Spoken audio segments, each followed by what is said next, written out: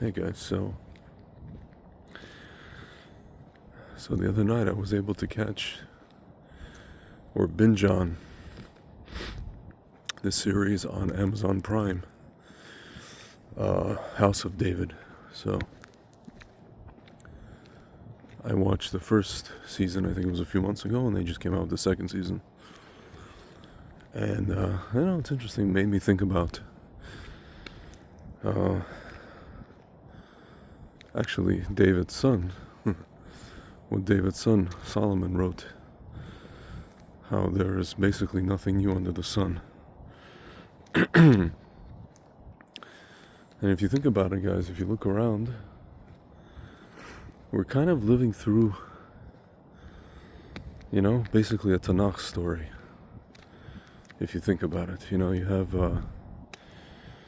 had all these leaders of the greatest power in the world, America, which is really a descendant of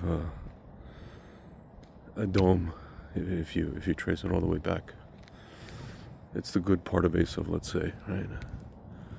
And you also have the bad part of Esav, which are certain parts of Europe, and also within both, continents and both places you have good and bad parts of Esav intermingled, and so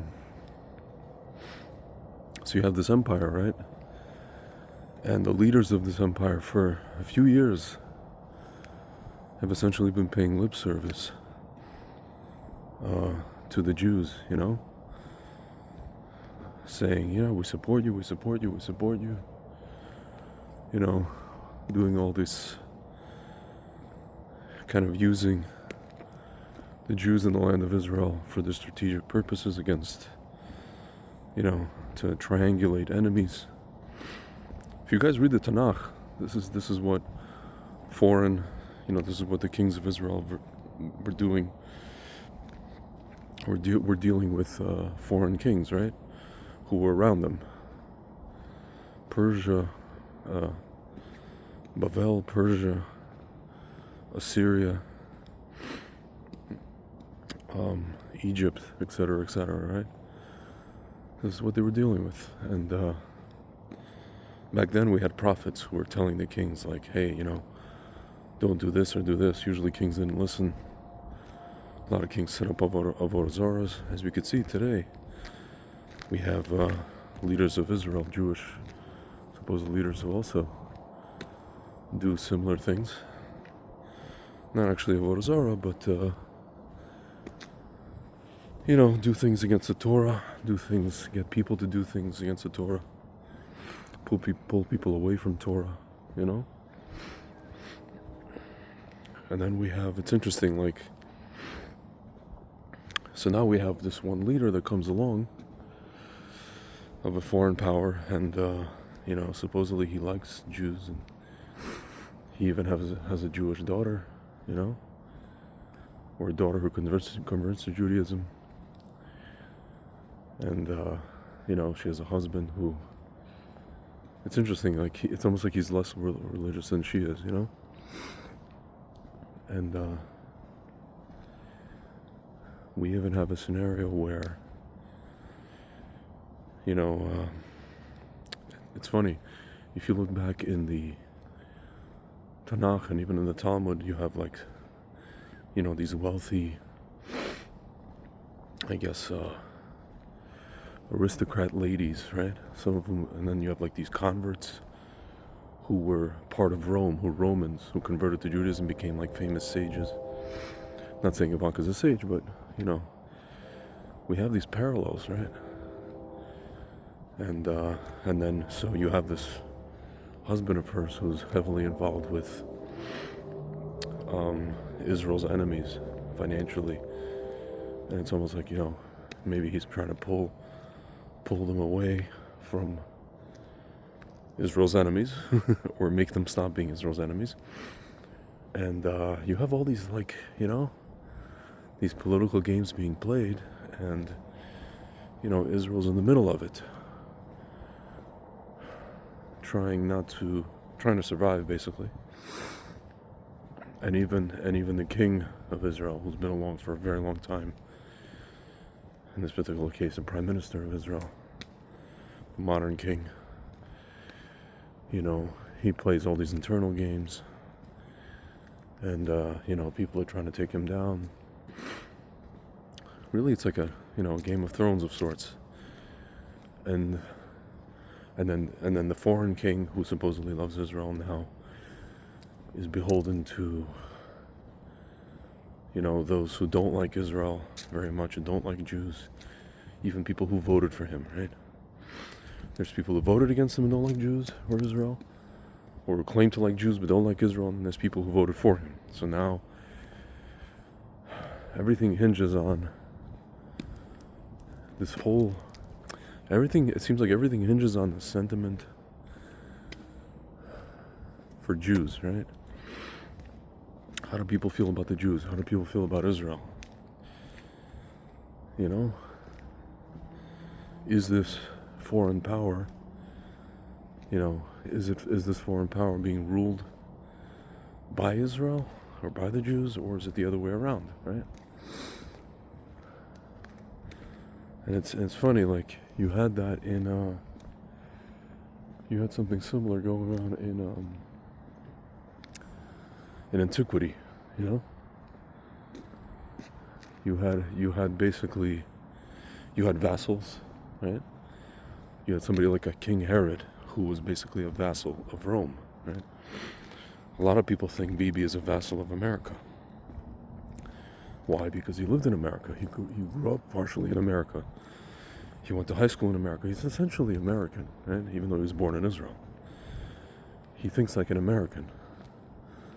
Even though, the people who vote for him, the people who scream rock Bibi, only Bibi are quintessentially Israeli, right? It's an interesting story, guys. We're living in the Tanach, and now we're coming up on a moment where,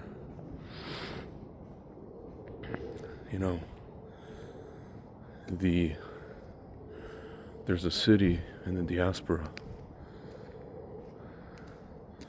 kind of like there was, Bavel, right? So Ezra convinced some of the Jews of Babylon to come to Israel, but not all of them came, right? So a lot of them stayed in Bavel. In this particular case, it's, the larger population of Jews outside of Israel, in this modern day Bavel. And for a long time, it was the center of Jewish life.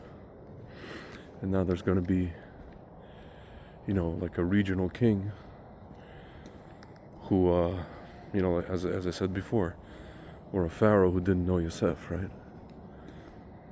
And that's coming up shortly, guys, if you think about it. And then you're going to have this foreign king, the main one, who's going to say, I'm not giving any money to this, the king of the city, or the prince. They were princes back then. Nasi, right? And, there's going to be an internal struggle, right? And again, the Jews are going to be in the middle of it. Folks, it almost seems like everything, I wish it wasn't the case. I wish it wasn't so, but it almost seems like everything revolves around us, whether we like it or not. All these different countries get tons and tons and tons of aid, way more than Israel.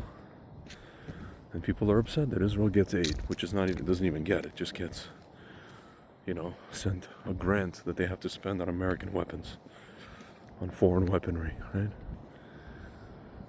Not one Israeli citizen sees a dime of this so-called aid. And, whole bevy of other countries like Egypt get way more aid. You can go down the list, right?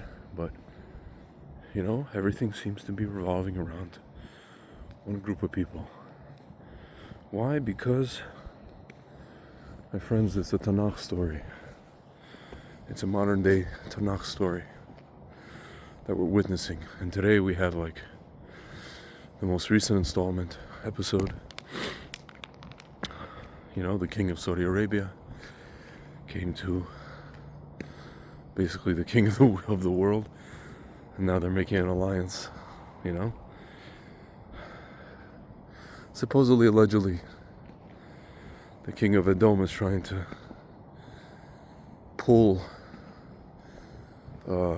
Persia's enemies, modern day Persia enemies, away and towards himself. He's trying to create like a Sunni, kind of axis, if you will. Because in the end of the day, guys, they cannot stand the Shiites, right? To them, the Shiites are apostates. So you have Qatar, you have Saudi, you have all these people. Folks, and in the middle of it is Israel, the Jews, right? You have this guy, the husband of the daughter who converted. Who's he friends with? The king of Saudi Arabia, Mohammed bin Salman, right? Again, I'm not necessarily in favor of everything we're looking at, right? I'm not a fan of any of this stuff, but I'm just outlining to you guys what we're looking at, the Tanach story. And then you have, let's not forget, the Jewish leader of a foreign nation that persecuted Jews. In a war with supposedly a leader whose country has also not been good to Jews, but he himself, I guess, likes Jews, was close to Jews. Putin, right? And you have this little Jewish leader constantly asking for funds,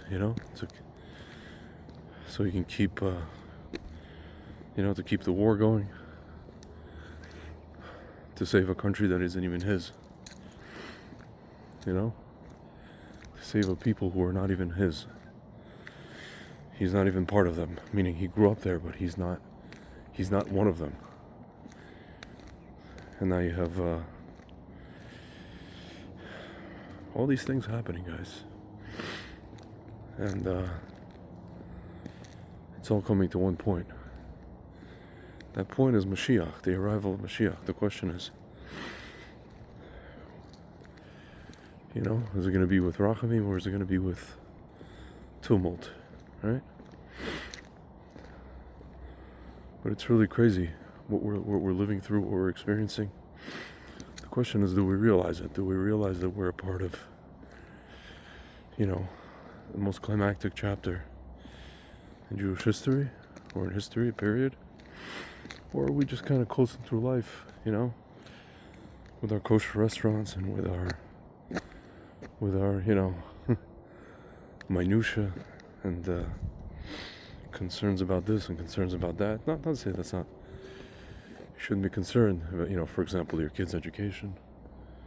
Maybe pull them out of university and these crazy schools, right? Maybe don't inject them with certain things, but that's a different story.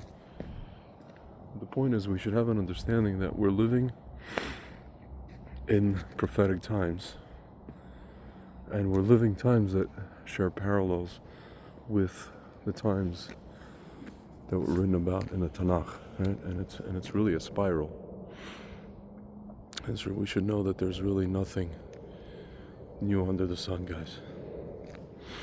Just new toys, right? New toys, new tech, but in the end, it's all the same. It's really all the same. And everybody came back from one last battle. The Erev Rav, Ishmael, who we are, the exile of Ishmael. And in the end, we know that the Jews are going to win. And Mashiach is going to bring us there. B'ezrat Hashem very soon. All right, guys. Laila Tov.